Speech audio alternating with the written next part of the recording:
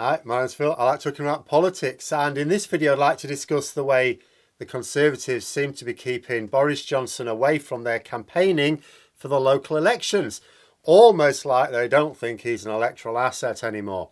But first, if you'd like to be notified of daily news and politics, please subscribe to the channel and click the bell notification icon. So we're getting closer to the local elections in Britain, and we're seeing reports of something a little odd. Not unexpected, of course, but odd nonetheless. Boris Johnson is reported to be conspicuously absent from Conservative campaign literature. He can't stay away from the campaign altogether. That would be fatal for his political ambitions.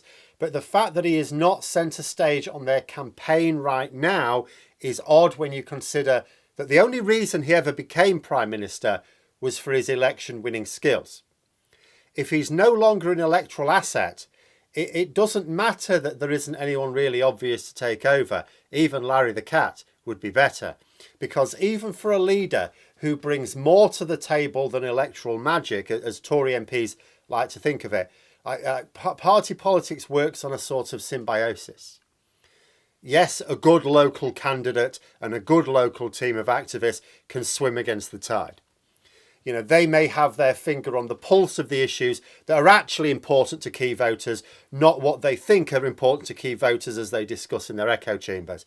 They may have a really good grasp for who the key voters actually are in their local areas. You know, this is unusual for local candidates and campaign groups, because if you think that the average MP seems to be politically naive these days, you should meet the average local councillor. But not to worry. If you are one of the vast majority of local candidates who doesn't know their political arse from their elbow, the party machine will cover you, because most local candidates are just empty vessels. They put a rosette and they stick the party leader's face on the leaflets, and away they go. For Labour, this hasn't really been fertile ground for basically more than a decade now. But for the Conservatives, they've got Boris Johnson. Oh, that funny chap off the telly. Doesn't matter that the Conservative candidate couldn't even pronounce the name of the ward they're standing for. Oh, he's Boris's chosen one. That's good enough for me. And around the country, people will vote Conservative because that's voting for our Boris. But it seems to be a bit different at the moment. According to the Telegraph, which is an explicitly Tory supporting newspaper, Johnson's image is distinctly absent. So local Conservative candidates in the parts of the country having their local elections, they're doing it without Johnson's support. They don't want it. He's not on their posters, he's not on their leaflets at all in Wales or Scotland, where he's about as popular as a fart in a broken lift. But there's also been reports that leaflets flying around England without his features on it as well. It's not just London either. This includes parts of the north of England. Imagine if Tory MPs thought that Johnson wasn't even an asset in the Brexit-supporting Red Wall seats. He'd be gone then. Now, of course, this year's local elections are largely in the cities, which were more Remain anyway. In fact, there's going to be a few things about the local elections, and I'll talk about them more as we get very close to it. For example, a lot of the talk is going to be, are Labour going to make big gains? It's like, no, because it's not Labour target seats that are up this year for the local elections. That's more next year. It's more about what losses will the Conservatives take, because it's the Lib Dems and the Greens that have got their target seats are up for the elections this local election season. But this year's results, they won't really say much about Johnson's appeal to those industrialised Brexit supporting towns of the north of England that Labour need to target. But it's not just the leaflets. He also hasn't been door knocking either. Johnson may have been happy to go for a walk around Kiev recently, but it seems he isn't quite ready to brave the streets of Britain. Can you imagine him trying to campaign in Scotland, for example? Do you know what? I think the Scottish Conservatives would be the first to throw him back across the border. Obviously, he'll have to get involved somewhere. He'll have to. If the entire campaign passes with Johnson in hiding, how can his MPs continue to believe that he remains an electoral asset? So Johnson will have to get out there. He'll have to try and spin a victory from whatever results come through, and he'll have to claim that without his intervention, it would have been worse. He'll do what he always does, claim victory from defeat on the basis that it's not actually possible to see the alternate reality where he wasn't involved at all. And this should be possible. In fact, the same Telegraph reported his absence from the campaign so far has already laid the groundwork for him to claim victory from a pig's ear. They recently published an article saying the Conservatives were predicted to lose 800 seats in these local elections.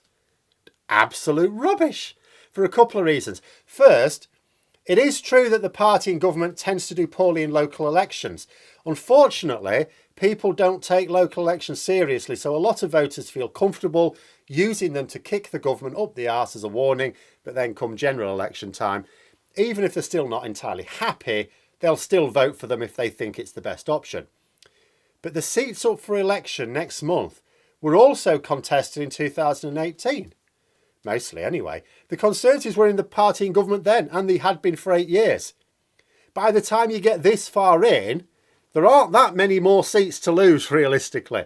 Any seats that could be lost just for being the party in government would have been lost in one of the previous 2 local elections in these areas since the Conservatives came to power, wouldn't they?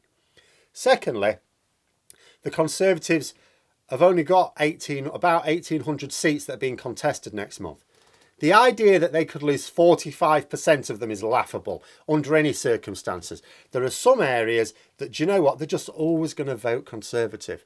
Doesn't matter how idiotic the local candidate seems, no matter how much they're unhappy with the national leader, no matter how much of an arse the government is making of things, these people will just vote Conservative as being preferable to anything else.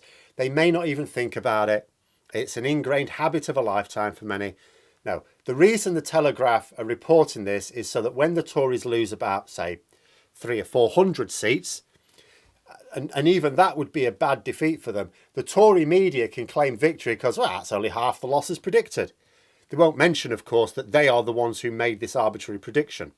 But like I say, Johnson is going to have to get involved in order to claim that victory being engineered for him in the mainstream media is down to him. But he doesn't want to actually be a net drain on the campaign. So he'll have to be careful and go campaign in areas so safe that even his miasma of failure won't sour things for the local candidates. And the last thing he wants to do is to be filmed out campaigning with a load of people on the streets shouting abuse at him. You know, so he needs to go to places where they'll fawn over even the worst leader their party has ever had. You know, he'll just have to be mindful of where his no-go areas are. But it has been noticed by reporters that a lot of Conservative campaigns are presenting them as local Conservative. You know, some are explicitly trying to cut themselves off from the identity with the National Party, even going so far as not putting a party logo on their leaflets, not necessarily even using the same Conservative blue. You know, we're the local Tories for local people. There's no Boris Johnson here, they seem to be saying. That's where the Conservatives are in some places now.